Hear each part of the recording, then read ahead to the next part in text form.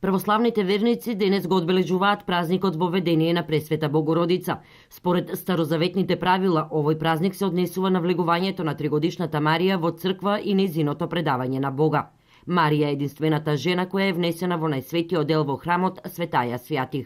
Најубаво може да се види од иконата која представува донесувањето на Марија во храмот од страна на нејзиниот татко и мајка Јоаким и Јана, а ја прима пророкот Захарија, а тој е татко на Свети Јован Крстител. Во старозаветниот храм постоело место каде што се чувал ковчегот, плочите од Мојсие Декалогот, и бидејќи таа е пречиста, невина девица и идна родителка на Богочовекот Господ Исус Христос, и по Божјо провидение Захарија воведува и во најсветиот дел од тогашниот храм.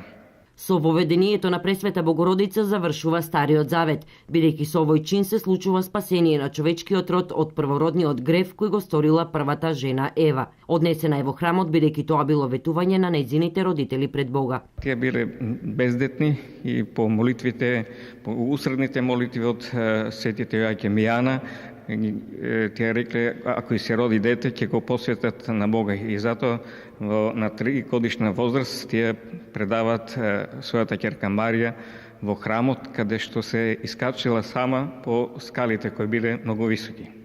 Отец Николче Ѓоргев истакна дека во минатото на денешен ден родителите за прв пат ги носеле своите деца во црква да примат света причест.